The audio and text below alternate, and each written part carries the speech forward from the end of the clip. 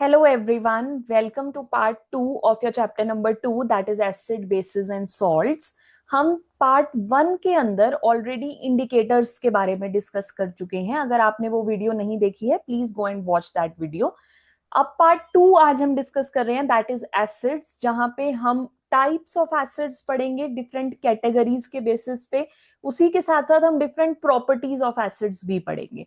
Next video के अंदर मैं पार्ट 3 में आपसे बेसिस और पीएच के बारे में डिस्कस करूंगी एंड लास्ट पार्ट 4 आएगा इसका, जिसमें हम सॉल्ट्स के बारे में डिस्कस करेंगे. Even if you want video on important questions of this chapter, आप कमेंट करिए, मैं एक वीडियो इसके इंपॉर्टेंट क्वेश्चंस के ऊपर भी बना दूंगी. अब देखिए, सबसे पहले एसिड्स क्या होते हैं उसकी डेफिनेशन जान लेते हैं. आपकी अर्हीनियस कॉन्सेप्ट के अकॉर्डिंग एसिड्स ऐसे सब्सटेंसेस होते हैं जो वाटर में डिसॉल्व होने के बाद H पॉजिटिव आयन को रिलीज आउट करते हैं. क्या मतलब हुआ इस बात का? एक एसिड का एग्जांपल लेते हैं. फॉर एग्जांपल मैंने HCl एक एसिड का एग्जांपल ले लिया. इसके अंदर जब मैं वाटर को ऐड करूंगी, देखो क्या होगा इस रिएक्शन के अंदर. ये जो क्लोरीन है ये इस हाइड्रोजन को छोड़ देगा और ये क्लोराइड आयन बना के रिलीज हो जाएगा. ठीक है, इसी के साथ साथ ये जो हाइड्रोजन है, अब अगर क्लोरीन इसको छोड़ के चला गया है, ये हाइड्रोजन अकेला हो गया एज H पॉजिटिव आयन. तो अगर H पॉजिटिव आयन कोई सब्सटेंस पानी में डलने के बाद रिलीज आउट कर देता है, डिसोशिएट कर देता है, ऐसा सब्सटेंस कैटेगराइज किया जाता है एज एसिड्स. ठीक है, अब ये H पॉजिटिव आयंस क्या करते हैं वाटर के अंदर, ये इस वाटर मॉलिक्यूल के साथ रिएक्ट कर जाते हैं और ये बना देते हैं H3O पॉजिटिव आयंस. चेक करिए, यहाँ 2 हाइड्रोजन थे, एक H पॉजिटिव का, तो टोटल हाइड्रोजन हो गए 3. एक ऑक्सीजन है और एक इसके पास पॉजिटिव चार्ज है, तो ये बन गया H3O पॉजिटिव आयन, जिसे हम हाइड्रोनियम आयन बोलते हैं. देखो, जब भी आपको एसिड को डिसोशिएट करने के लिए बोला जाएगा, अगर आप ये फर्स्ट रिएक्शन लिख देते हो दैट इज ऑल्सो फाइन. किसी किसी जगह आपको ऐसा भी दिखने को मिलेगा H3O positive plus Cl negative. तो इसका ये मतलब है कि जो H पॉजिटिव आयन है आपने उसको फर्दर वाटर के साथ रिएक्ट करके हाइड्रोनियम आयन को फॉर्म करके दिखा दिया है. बट अगर आपको ये कंफ्यूजन क्रिएट कर रहा है, आप अगर फर्स्ट रिएक्शन के साथ सिर्फ H पॉजिटिव लिख देते हैं, it is also 100% fine with the examiner. चलिए, नाउ एसिड वर्ड आया कहां से, कौन इसको लेकर आया? लैटिन लैंग्वेज के अंदर एक वर्ड है एसिडस. एसिडस का मतलब होता है सार. Because acids are sour in test, इसीलिए इन्हें नाम दिया गया एसिड्स. ठीक है, अब एसिड्स वाटर के अंदर क्या करते हैं, मैंने आपको बताया, वो H पॉजिटिव आयन को रिलीज करते हैं. अगर आपके पास एक स्ट्रॉन्ग एसिड है, मान लीजिए HCl है और आपने इसके अंदर वाटर को ऐड किया है, HCl is a strong acid, ये रिलीज करेगा आपका H positive plus Cl negative, और एल्स ऐसा लिखने की बजाय आप इसको H3O positive plus Cl negative ऐसे भी लिख सकते हैं. बट अगर यही आपके पास आपका एसिड एक वीक एसिड है, जैसे कि एसिटिक एसिड CH3COOH, ये एसिटिक एसिड है, वीक एसिड है. एसिटिक एसिड जो है वो 100% डिसोशिएट नहीं करता जब आप उसको वाटर के अंदर मिक्स करते हो. वो एक पार्शियल डिसोसिएशन शो करता है, जिसमें वो H positive plus acetate ion that is CH3COO negative, आपको इसको यहां इस जगह से ब्रेक करना है. H पॉजिटिव हटा देना और ये वाला पार्ट नेगेटिव चार्ज कैरी करेगा, ये वाला पार्ट पॉजिटिव कैरी करेगा, and you will get this. आप नोटिस कर रहे होंगे इन दोनों कंडीशंस में, यहाँ पे मैंने एक सिंगल हेडेड एरो लगाया है, बट यहाँ पे जो एरो का इस्तेमाल हुआ है वो कुछ ऐसा एरो है, ये इक्विलिब्रियम का एरो कहलाता है. इक्विलिब्रियम के एरो का मतलब है कि जब रिएक्शन फॉरवर्ड जा रही है, ये कैपेसिटी रखती है रिएक्शन बैकवर्ड आने की भी. और ऐसा कब होता है? ऐसा होता है जब हम वीक एसिड्स के साथ उनकी डिसोसिएशन करवाते हैं. Now acids can be categorized into their types also.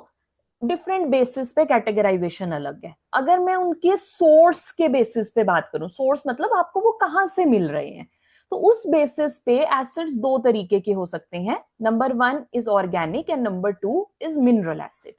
Organic acids ऐसे एसिड्स हैं जो ऑर्गेनिक मटेरियल से मिलते हैं, लाइक एनिमल्स या प्लांट सोर्स से हमें मिलते हैं.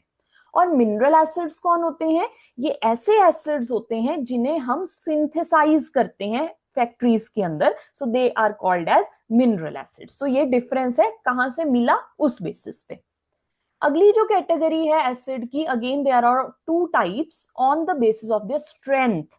स्ट्रेंथ का मतलब है कि जब आपने उसे वाटर के अंदर डिसॉल्व किया, अभी मैंने आपको बताया स्ट्रॉन्ग एसिड्स जो हैं वो कंप्लीटली ब्रेक हो गए थे। जैसे HCl के अंदर हमने ये बात पढ़ी कि जब ये ब्रेक हुआ तो हमने सिंगल हेडेड एरो का इस्तेमाल किया था। क्यों सिंगल हेडेड एरो का इस्तेमाल किया था? बिकॉज HCl पानी में डलने के बाद 100% ब्रेक हो जाता है, कंप्लीटली आयोनाइज हो जाता है, इसीलिए वो स्ट्रॉन्ग एसिड्स की कैटेगरी में जाते हैं। वीक एसिड्स ऐसे एसिड्स होते हैं जो वाटर में डलने के बाद पार्शियल आयोनाइजेशन शो करते हैं। मतलब अगर आपने उसके 100 मॉलिक्यूल्स डाले हैं तो वो 100 डिसोशिएट नहीं होंगे, उसमें से 30-40 ही मॉलिक्यूल्स होंगे जो डिसोशिएट होंगे। So such type of acids are called as weak acids, जिसमें मैंने आपको एग्जांपल बताया, एसिटिक एसिड इसका एग्जांपल हो सकता है, कार्बोनिक एसिड भी इसका एक एग्जांपल हो सकता है। Coming to next category, acids को डाइल्यूशन के बेसिस पे भी आप कैटेगराइज कर सकते हैं। पहली कैटेगरी है concentrated acids and second you have dilute acid. अगर आपके एसिड जो आपने क्रिएट किया है उसके अंदर अगर एसिड की क्वांटिटी ज्यादा है, such type of acid is called as concentrated acid. But अगर आपके एसिड के अंदर वाटर की क्वांटिटी ज्यादा है एसिड के कंपैरेटिवली, तो उस केस के अंदर आप बोलेंगे कि इसमें बहुत ज्यादा पानी मिला हुआ है, ये बहुत ज्यादा पतला एसिड है, and hence we can say that it is a dilute acid, जहां पे वाटर की क्वांटिटी ज्यादा होती है। अब एसिड को डाइल्यूट किया कैसे जाता है? डाइल्यूट एसिड तो आपको पता लग गया, उसमें पानी को मिक्स करना है आपने, पर करेंगे कैसे? देखो दो तरीके हैं। पहला तरीका है, आप यहाँ डायग्राम के अंदर देखिए, फर्स्ट डायग्राम जिस पे ग्रीन टिक है ये रिप्रेजेंट कर रही है एसिड टू वाटर। आपने पहले बीकर के अंदर बहुत सारा पानी लिया है और आपने उसके अंदर थोड़ा थोड़ा थोड़ा थोड़ा एसिड ऐड कर दिया, ये है way one. Second way is that कि आप बीकर के अंदर एसिड ले लो और ऊपर से उसके अंदर पानी पोर करो। सो this is a wrong method. हम कभी भी बहुत सारे एसिड में पानी को पोर नहीं करते, हम इसका उल्टा करते हैं, बहुत सारे पानी में थोड़ा थोड़ा करके एसिड को पोर करते हैं। ऐसा क्यों? एक बहुत इंपॉर्टेंट क्वेश्चन है कि why acid is not directly, water is not directly added to your acid. और ये क्वेश्चन ऐसे भी आता है कि डाइल्यूशन ऑफ एसिड्स किस तरीके से की जाती है। तो इसका ये रीजन है बेटा, जब आपने यहाँ बहुत सारा एसिड ले लिया है तो अब जब आप इसके अंदर पानी डालते हैं, so it is an exothermic reaction. Exothermic word का मतलब होता है ऐसा रिएक्शन जो बहुत सारी हीट रिलीज करता है। तो जब अगर आपने यहाँ एसिड लिया और इसके अंदर अगर आप वाटर पोर कर रहे हैं, तो ये एक एक्सोथर्मिक रिएक्शन होने की वजह से, क्योंकि एसिड की क्वांटिटी बहुत ज्यादा है, ये एक्सोथर्मिक होने की वजह से एसिड स्प्लैश आउट हो जाता है बाहर की तरफ, जो कि आपके फेस के ऊपर गिर सकता है या जो भी इस एक्सपेरिमेंट को कर रहा है उसके ऊपर गिर सकता है, एंड हेंस बर्न्स कॉज करता है, because we know acids are corrosive in nature. तो इसीलिए कभी भी वाटर को एसिड में नहीं डालते, इसका वाइसी वर्सा करते हैं, पहले बहुत सारा पानी लेते हैं और उसमें ड्रॉप वाइज एसिड डालते हैं। क्यों? एक्सोथर्मिक तो भी होगा, बट वाटर ज्यादा क्वांटिटी में होने की वजह से वो सारी हीट को एब्सॉर्ब कर लेता है और आपका एसिड स्प्लैश आउट नहीं हो पाता। So that is the case. इसके बाद हमें प्रॉपर्टीज पढ़नी है एसिड की। पहली प्रॉपर्टी एसिड की है, इसके टेस्ट के बारे में बात है। मैंने अभी आपको बताया ये सार होते हैं टेस्ट में, खट्टे होते हैं टेस्ट में। आपने कोई भी खट्टे फ्रूट्स खाए होंगे जैसे कि ऑरेंजेस, आंवला, टोमेटोज, इन सब में एसिड प्रेजेंट है, they are sour in taste. Next, they are corrosive in nature. अगर आपका एसिड कॉन्सेंट्रेटेड है या आपका एसिड एक मिनरल एसिड है तो ये जानलेवा हो सकता है, आपकी स्किन के ऊपर टच करके ये बर्न्स कॉज कर सकता है, means they are corrosive in nature. आपके जो ऑर्गेनिक एसिड्स होते हैं, ऐसा एडवाइस किया जाता है कि ऑर्गेनिक एसिड्स को कभी भी मेटल कंटेनर्स में हमें स्टोर नहीं करना चाहिए। मान लीजिए कि आपके घर में आपने अचार बनाया है, ठीक है, जनरली आपके पिकल्स में हम विनेगर डालते हैं ताकि वो एक लंबे समय तक उसकी शेल्फ लाइफ रहे, तो उसे हमेशा आपने नोटिस किया होगा सिरामिक की बर्नियों में डालते हैं, या फिर प्लास्टिक के डब्बों में हम उसको घर में स्टोर कर लेते हैं, या फिर ग्लास कंटेनर में स्टोर करते हैं। कभी आपने नहीं देखा होगा कि अचार को किसी स्टील के कंटेनर में स्टोर किया जाता है या फिर कॉपर के कंटेनर में स्टोर किया जाता है, नहीं करते। क्या रीजन है इस बात का? बिकॉज एसिड्स मेटल के साथ रिएक्ट कर जाते हैं, कुछ टॉक्सिक सब्सटेंसेस वो प्रोड्यूस कर देते हैं, जिसकी वजह से वो आपकी हेल्थ के लिए हार्मफुल हो सकता है. So never store any acidic material in your metal containers. This is one of your question. Now coming to properties of acids. देखो, जब प्रॉपर्टीज की बात करते हैं तो यहाँ पे तीन प्रॉपर्टीज हम ऑलरेडी पढ़ के आ गए हैं. ये फोर्थ प्रॉपर्टी आपकी एसिड की, जिसमें मैंने आपको बताया कि वाटर के साथ एक्ट करने पे वो क्या रिलीज करेगा? H पॉजिटिव आयन रिलीज करेगा. अगर तो वो स्ट्रॉन्ग एसिड है तो मैंने आपको बोला वो 100% ब्रेक हो जाएगा. फिर से वही सेम एग्जांपल हम ले सकते हैं कि HCl में अगर आप वाटर मिक्स कर रहे हैं, it is producing H3O positive plus Cl negative ion. Arrow का ध्यान रखना है, एक सिंगल लाइन वाला एरो होगा. बट अगर आपका एसिड एक वीक एसिड है तो आप एसिटिक एसिड का इसमें एग्जांपल लेंगे. इसके अंदर आप वाटर को प्लस करेंगे, ये क्या करेगा? यहां से ब्रेक होगा. ये H पॉजिटिव को वाटर के साथ मिला के आपने H3O पॉजिटिव बना दिया, और ये वाला जो हिस्सा बचा ये आपका नेगेटिव पोर्शन हो गया, दैट इज CH3COO नेगेटिव. इसको एसीटेट आयन बोलते हैं. So these are the things that you have obtained by reaction with water. ये रिएक्शंस आपको याद करनी पड़ेंगी. Now coming to next part. अगला जो इसका प्रॉपर्टी है दैट इज ये इंडिकेटर्स के साथ डिफरेंट कलर्स देता है. पार्ट 1 में हम ऑलरेडी ये सब पढ़ के आए हुए हैं कि इंडिकेटर्स के साथ क्या क्या कलर देते हैं. This is just a recall of that. तो अगर रेड लिटमस है तो मैंने आपको बताया था एसिड्स डेंजर को रिप्रेजेंट करते हैं. डेंजर का कलर रेड होता है, इसलिए ये लिटमस के साथ रेड कलर की होते हैं. तो अगर तुमने लिया ही लिटमस पेपर रेड है तो रेड रेड ही रहेगा, और अगर आपने इसको ब्लू कलर के लिटमस पेपर को लिया है तो ये रेड में चेंज हो जाएगा.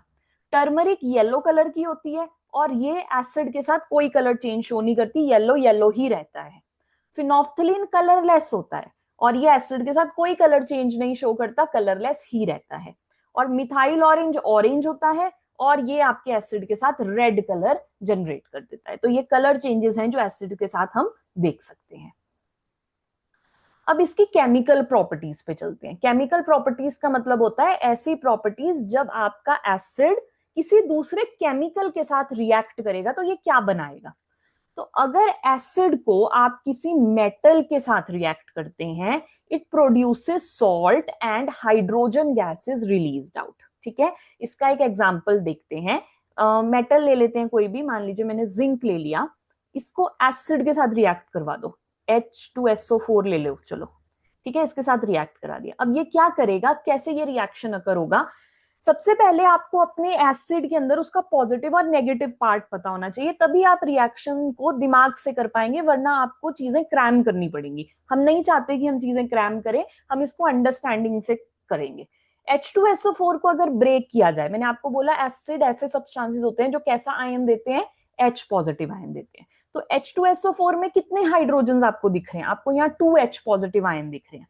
अगर ये 2H पॉजिटिव को आप इससे हटा देंगे तो आपके पास बच जाएगा सल्फेट आयन SO4, जिसके ऊपर चार्ज होता है 2-. अगर आपको ये चार्जेस नहीं याद है, please go to class 9th NCERT book. वहां पे चैप्टर 3 में एक टेबल था जहां आयंस थे, कैटायंस एंड एनायंस, जिनके ऊपर उनकी वैलेंसीज या चार्जेस थे. उस टेबल को याद करिए, वरना आप ये सारे रिएक्शन गलत कर जाएंगे. तो देखिए अब यहाँ क्या हो रहा है, ये जो जिंक है, जिंक के ऊपर भी क्या चार्ज होता है? Zn2 positive. तो अगर ये पॉजिटिव चार्ज है तो ये इस एसिड के किस हिस्से से रिएक्ट करना चाहिए? नेगेटिव हिस्से से, बिकॉज पॉजिटिव अट्रैक्ट नेगेटिव. तो जिंक जो है वो अट्रैक्ट करेगा सल्फेट को और ये बना देगा zinc sulphate. Again class 9th में आपको रिकॉल करवा रही हूं, जिंक एंड सल्फेट. जिंक की वैलेंसी 2 पॉजिटिव, सल्फेट की valency 2 negative. 2 and 2 will cancel out, it will be 1 and 1. आप इसे क्रॉस मल्टीप्लाई करेंगे, आपके पास फॉर्मूला बन के आता है ZnSO4. ये काम आप अपने रफ वर्क के अंदर कर सकते हैं ताकि आप अपने फॉर्मूलाज को गलत ना करें. प्लस यहाँ पे क्या बच गया? अब ये H पॉजिटिव के कितने आयंस बच गए? 2 बच गए. तो ये as H2 gas release out हो जाती है.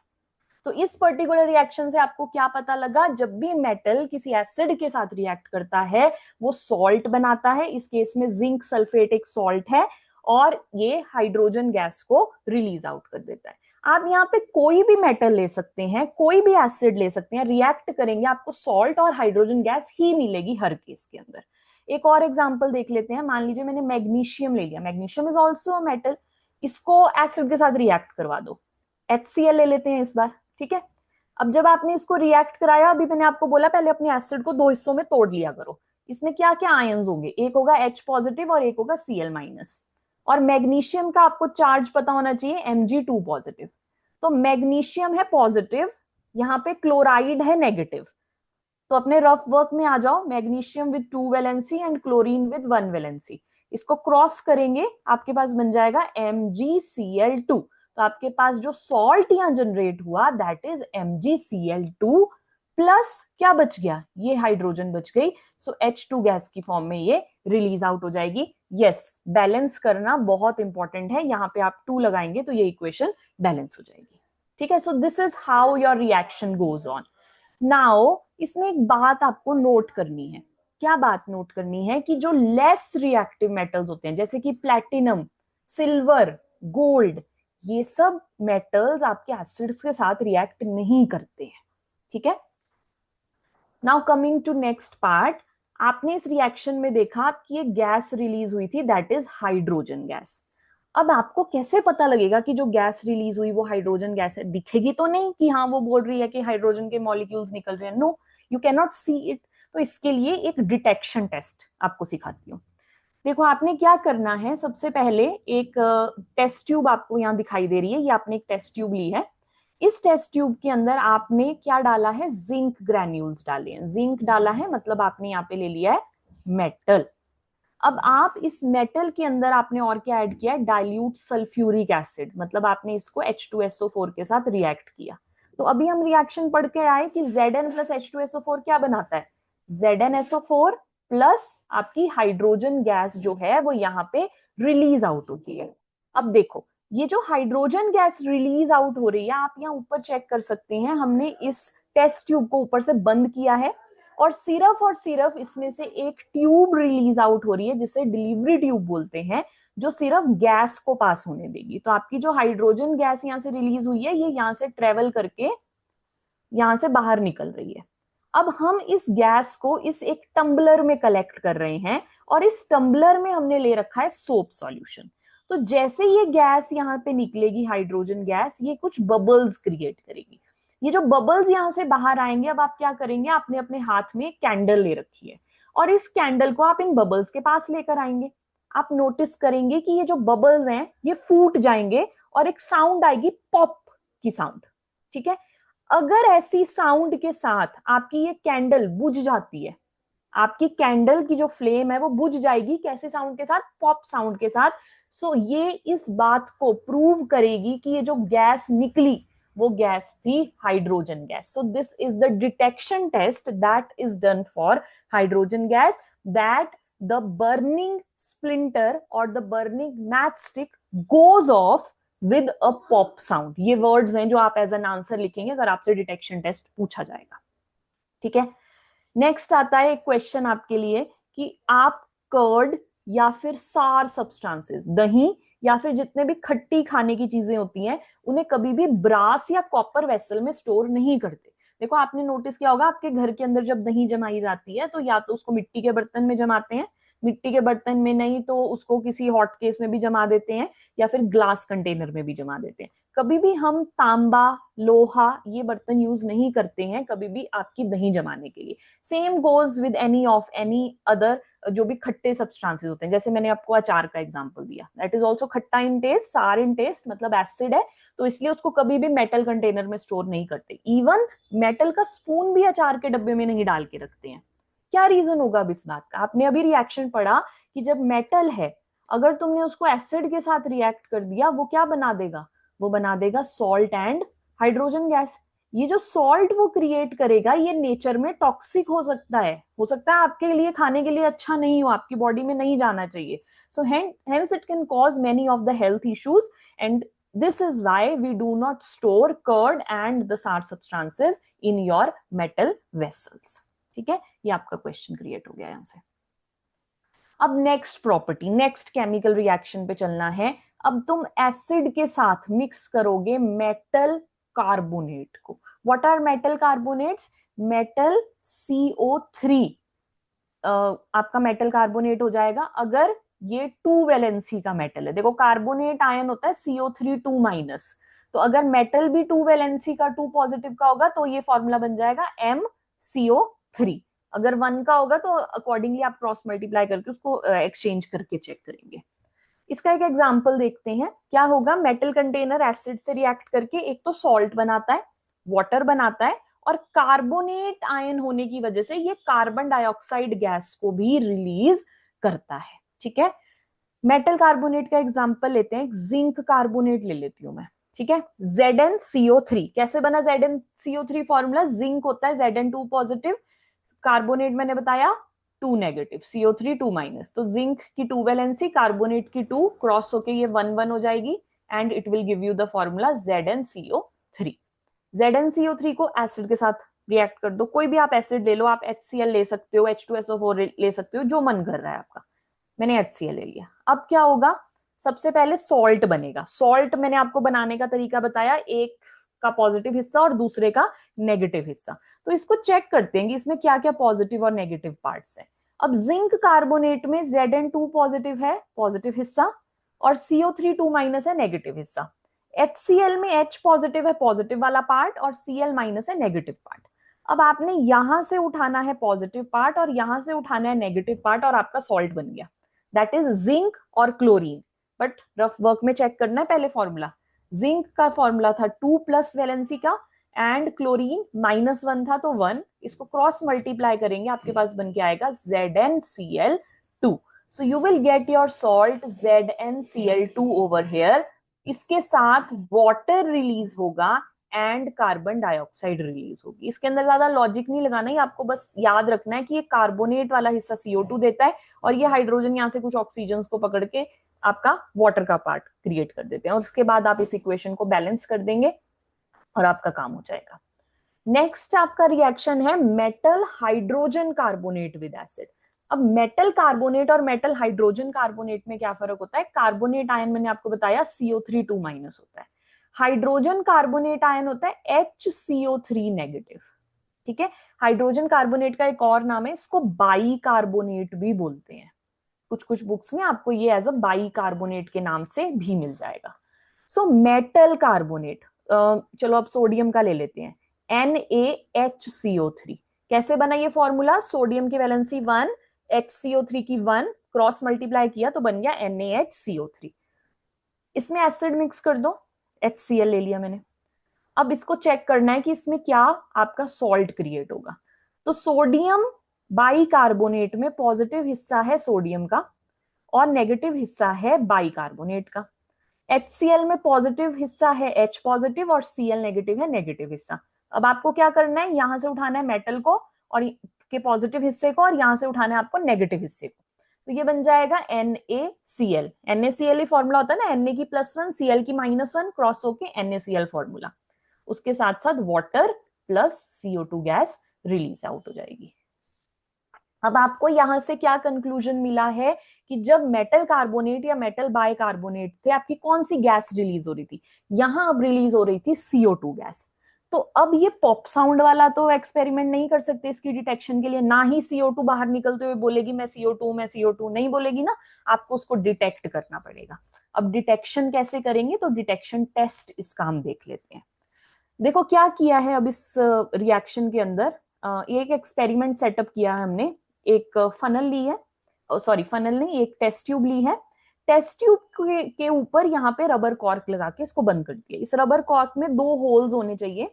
एक होल में से हमने थिसल फनल को ऐड किया। थिसल फनल क्या होती है? एक लॉन्ग ट्यूब होती है और ऊपर इस तरीके से ओपन एक पार्ट होता है जहां से आप कुछ पोर कर सकते हो। तो इस थिसल फनल को हम यहाँ क्यों यूज कर रहे हैं? ताकि हम यहाँ से अपने एसिड, सल्फ्यूरिक एसिड या HCl को यहां से पोर कर सके। नीचे इस ट्यूब के अंदर हमने ले लिया है sodium carbonate, that is Na2CO3।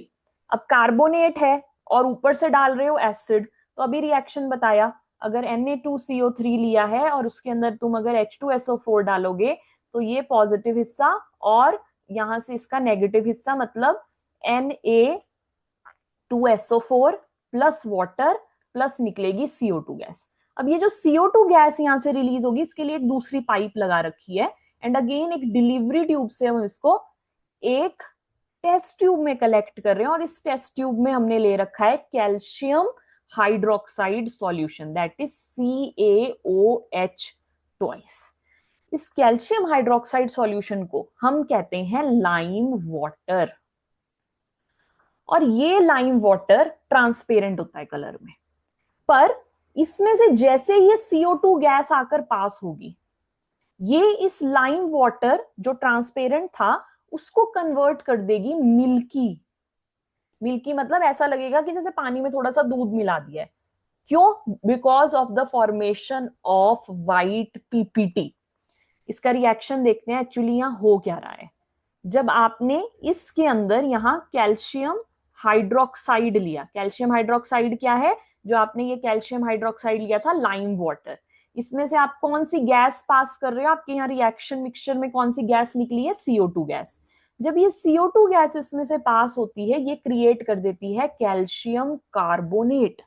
Now this calcium carbonate, इसके साथ साथ वाटर भी रिलीज होता है, this calcium carbonate has PPT, those are white in colour, जिसकी वजह से ये मिल्की अपीयरेंस दे देती है आपके इस ट्रांसपेरेंट सॉल्यूशन को। This is your lime water. तो अगर आपसे कोई पूछे what is the detection test for CO2, तो आपका आंसर होना चाहिए that CO2 gas turns lime water milky due to formation of white PPT of calcium carbonate. अब यहां एक और इसका एक्सटेंडेड क्वेश्चन है। क्वेश्चन ये बोलता है कि अगर आप इस पर्टिकुलर लाइम वाटर में से CO2 को बहुत एक्सेस में पास कर दें या फिर बहुत देर तक पास करते रहें, तो ये जो मिल्कीनेस है ना, ये डिसअपियर हो जाती है और आपका सॉल्यूशन फिर से ट्रांसपेरेंट हो जाता है। अब ऐसा क्यों हुआ? आपके पास देखो क्या बन गया था, कैल्शियम कार्बोनेट बन गया था, आप और प्लस वाटर था। आप इसमें अभी भी क्या कर रहे हो, CO2 ऐड करते ही जा रहे हो, करते ही जा रहे हो, करते ही जा रहे हो, क्योंकि आपके पास जो CO2 है वो एक्सेस में है। ये CO2 फर्दर इस कैल्शियम कार्बोनेट के साथ रिएक्ट करके इसको बना देती है कैल्शियम हाइड्रोजन कार्बोनेट। ये फॉर्मूला कैसे बना, हाइड्रोजन कार्बोनेट की वैलेंसी 1 थी, कैल्शियम की 2 थी, क्रॉस मल्टीप्लाई किया, इसलिए ये ब्रैकेट के बाहर यहां ट्वाइस लिखना पड़ा है, ओके, एंड प्लस वाटर। अब ये जो कैल्शियम हाइड्रोजन कार्बोनेट आपके पास क्रिएट हुआ, ये पानी में सॉल्युबल हो जाता है, ये पीपीटी नहीं बनाता, it is soluble in water, that is why the PPT disappears, और वो जो मिल्कीनेस थी वो डिसअपियर हो जाएगी। क्योंकि मिल्कीनेस क्यों थी, क्योंकि मिल्कीनेस थी जब वो कैल्शियम कार्बोनेट था, आपने उसको फर्दर CO2 के साथ रिएक्ट करके उसको कैल्शियम कार्बोनेट रहने ही नहीं दिया, अब आपने उसे कैल्शियम हाइड्रोजन कार्बोनेट बना दिया है, एंड हेंस जो मिल्कीनेस थी वो क्या हो जाएगी, गायब हो जाएगी, डिसअपियर हो जाएगी, because calcium hydrogen carbonate is soluble in your water. तो ये आपका कॉन्सेप्ट था, ये डिटेक्शन टेस्ट थे, हाइड्रोजन का भी बहुत इंपॉर्टेंट है, CO2 का भी बहुत इंपॉर्टेंट है।